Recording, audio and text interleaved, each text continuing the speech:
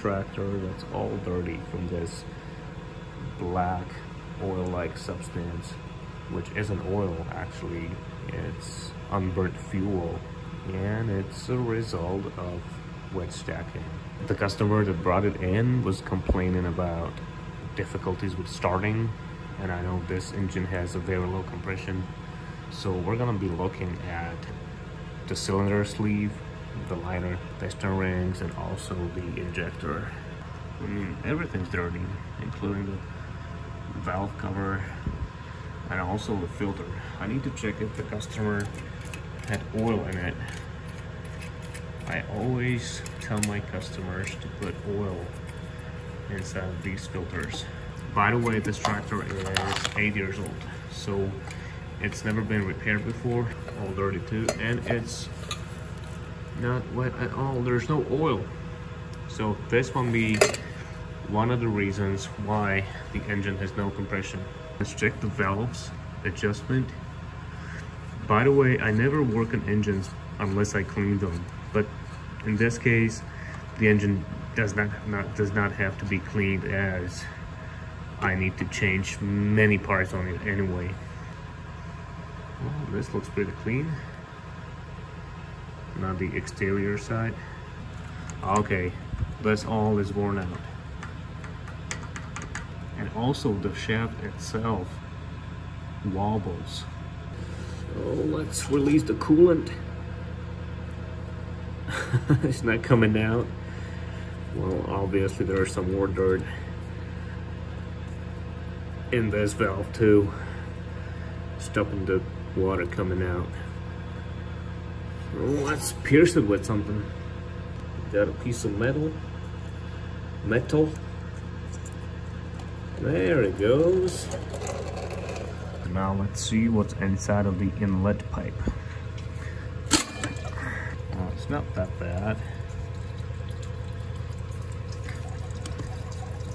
It says to clean the exhaust once in, the filter once in 30 to 50 hours. It all says in Russian or Ukrainian, I don't know. I can't read these letters, but it's true. You have to clean your filter every 30 to 50 hours. By the way, the constant noise you can hear is my generator. It runs 12 hours a day. There's my shop, my locomotive. We're still building it. More engines to repair down there too. And here's the generator.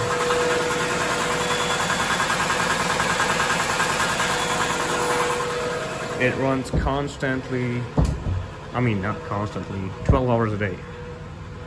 12 hours a day. Our excavator, we're building it too.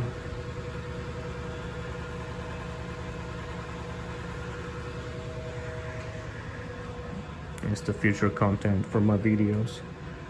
And also old Andoria engine, ZR192. This is my shop. I love this place.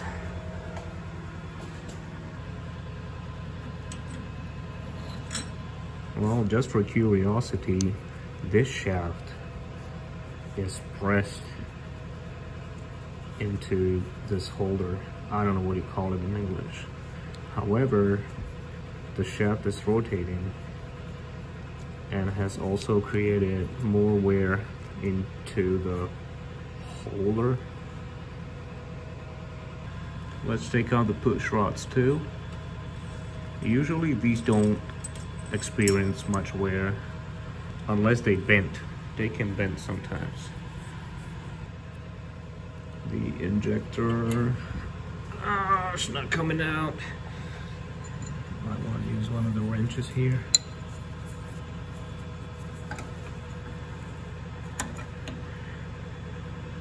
Okay, I need a hammer. Or not. No, I don't. It's coming out. Let's see if I can loosen it a little bit. So now it's coming out. And the washer. As you can see, this is a direct injection. looks dirty too. There's a lot of carbon buildup on it. We will clean it a little bit and test it. So let's test the injector.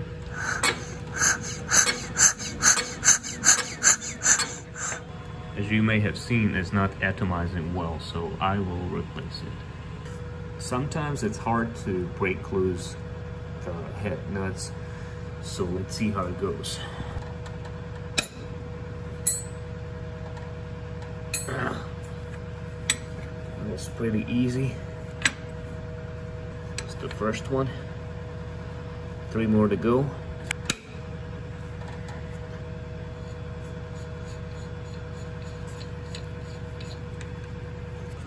I also need to remove this pipe which feeds the valve train with lubrication oil. So let's try to remove the head. There it goes.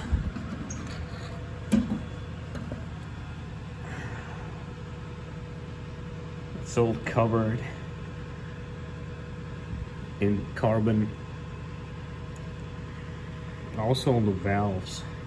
Maybe the valve seats need a little bit of grinding. We'll see later. And you can definitely see some wear in the liner. It's not that bad actually.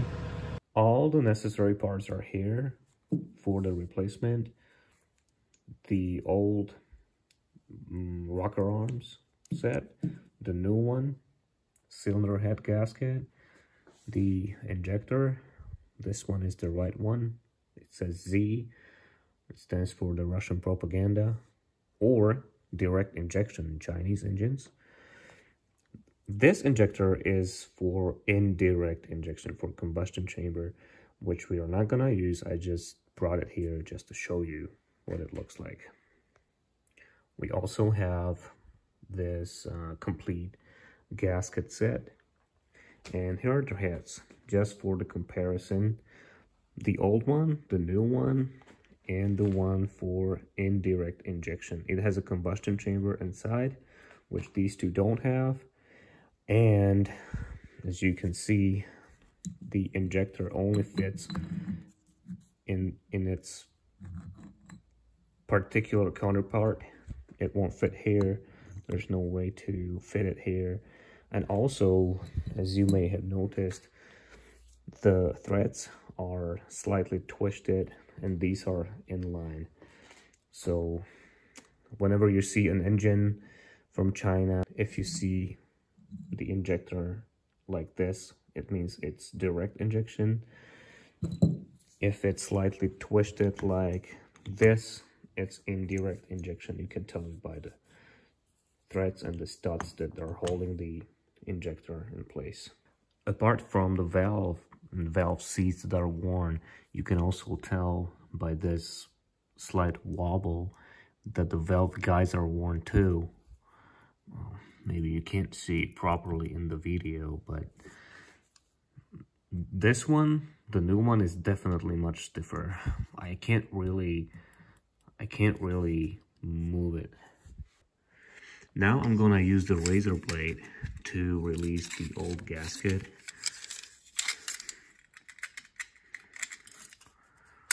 Well, it's not really holding to its place, to be honest. I'd like to clean out this cylinder block thoroughly. I need to scrape off all the dirt and all the deposits, so I decided to use my Dremel grinder.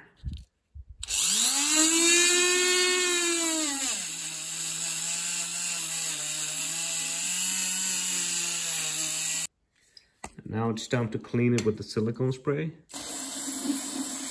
to get rid of any dust and carbon particles.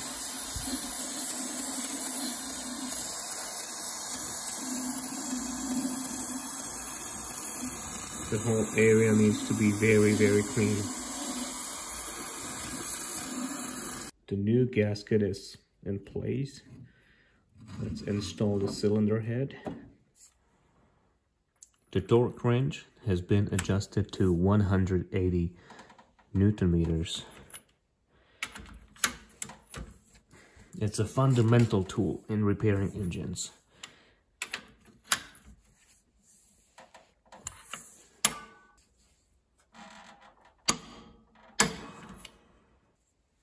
Let's install the studs back.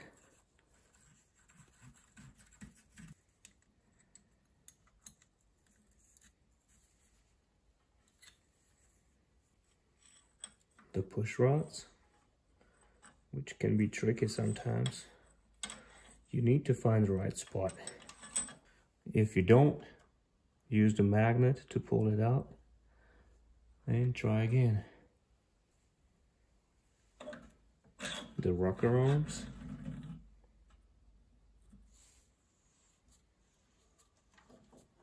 Okay, seems to be working.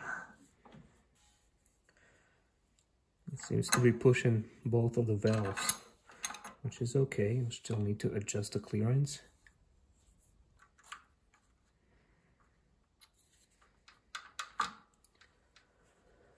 So this is the exhaust valve, and we're gonna use this gauge, which is 0.25 millimeters, to adjust the rocker arm.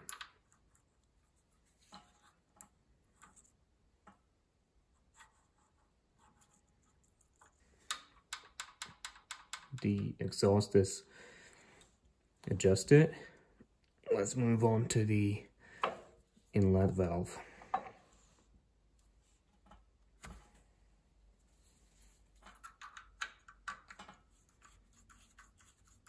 The gap should be 0.30.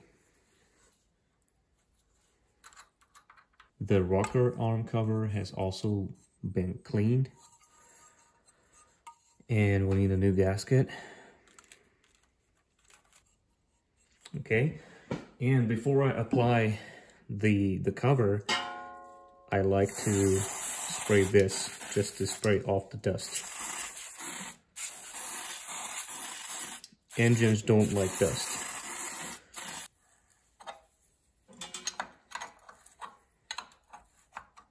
Let's try the new injector.